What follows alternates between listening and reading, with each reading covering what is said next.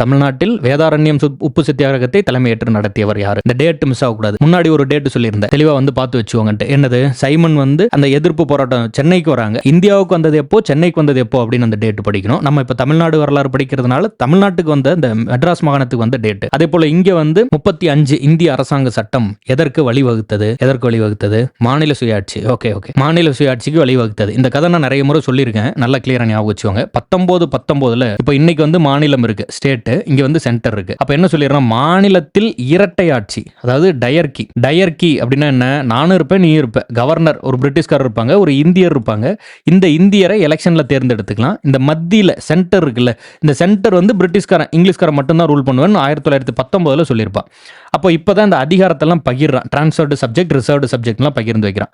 திரும்ப 1935 government of India act வரும்போது central government இருக்குல்ல, இந்த சென்ட்ரல் கவர்மெண்ட்ல நம்ம 2 பேரும் ரூல் பண்ணிக்கலாம், டயர்கி 2 பேரும் ரூல் பண்ணிக்கலாம்னு சொல்லிடுறான். அப்போ ஸ்டேட் கவர்மெண்ட் என்ன பண்றோம்? ஸ்டேட் கவர்மெண்ட்டை நீங்களே ரூல் பண்ணிக்கோங்க, இண்டிபெண்டன்ஸ் இல்லை, ஆனால் எங்களுக்கு கட்டுப்பட்டு நீங்கள் ரூல் பண்ணிக்கோங்க. அதற்கு என்ன பேர் வைக்கிறோம்? சுயாட்சி அல்லது டொமினியன் ஸ்டேட்டஸ் அப்படின்னு கொடுத்துறோம். இந்த டொமினியன் ஸ்டேட்டஸ் கொடுக்கும்போது தான் இந்தியாவை சேர்ந்த அந்த முதலமைச்சர் இருக்கார்ல, அவருக்கு வந்து அதிக அதிகாரமும், பிரிட்டிஷ்காரர் இருக்கார்ல, அவர் வந்து கவர்னர் தானே, கவர்னர் வந்து பிரிட்டிஷ்காரங்களா தான் இருப்பாங்க. அப்போ கவர்னர் வந்து கம்மி அதிகாரமும், சிஎம்க்கு அதிக அதிகாரமும் கொடுத்து மாகாணத்திற்கு அதிக அதிகாரம் கொடுத்துட்றாங்க 1935. அதை தான் நம்ம படிக்கிறோம், மாநில சுயாட்சி அப்படின்னு படிக்கிறோம். எப்போ? 1935 மாநிலத்திற்கு சுயாட்சி அதிகாரம் கொடுக்குறாங்க.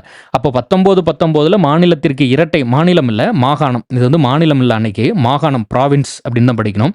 இந்த ப்ராவின்ஸுக்கு 1919 சுயாட்சி, அதாவது டயர்கி இரட்டை ஆட்சி. 1935 நம்ம என்ன கொடுத்துறோம் அப்படின்றனா, நம்ம வந்து சுயாட்சி கொடுத்துறோம். இது வந்து முக்கியம். 1945 உங்க மாநிலமும் வேண்டாம், மாகாணமும் வேண்டாம், ஆள விடுறா சாமின்னு சொல்லி பிரிட்டிஷ்கார எஸ்கேப் ஆகி ஓடிடுறான் இல்லையா? ஸோ அப்போ கொஞ்சம் கொஞ்சமா அதிகாரத்தை பகிர்றாங்க. ஒரே ஓவர் நைட்ல, இப்போ நம்ம சும்மா வந்து சொற்பொழிவுக்கு சொல்ற மாதிரி திடீர்னு 12 மணிக்கு ஓவர் நைட்ல பிரிட்டிஷ்கார நமக்கு விடுதலை கொடுத்துட்டு எஸ்கேப் ஆகி ஓடி போயிட்டான், அப்படிலாம் இல்லை. 1919 ஆரம்பிச்சிடறான். மாகாணத்திற்கு இரட்டை ஆட்சி கொடுத்து அங்கே இந்தியர்கள் எல்லாம் அதிகாரத்துக்கு கொண்டு வந்துடுறான். இப்போ இன்னைக்கு இருக்க மாதிரி கவர்னர், முதலமைச்சர்னு இருக்க மாதிரி அன்னைக்கு அந்த பதவியோட பேர் பிரீமியர் அப்படின்னு பேர், அதில் கொண்டு வந்துடுறாங்க. ஸோ அப்போ ஒரு பிரீமியர் வந்துடுறாரு, அண்ட் தென் கவர்னர் பிரிட்டிஷ்காரங்க வந்துடுறாங்க. அதுக்கப்புறம் எங்கே இப்போ மாகாணம் 35 10 வருஷம் கழிச்சு அப்படியே ஒரு 35 வரும்போதெல்லாம் என்ன ஆயிடுது அப்படின்னா, மாகாணத்திற்கு சுயாட்சி அதிகாரம், டொமினியன் ஸ்டேட்டஸ், பிரீமியர்னு சொல்லப்படுற முதலமைச்சர் பதவிக்கு நிறைய அதிகாரம், கவர்னருக்கு பெயரளவு அதிகாரம் மட்டும்.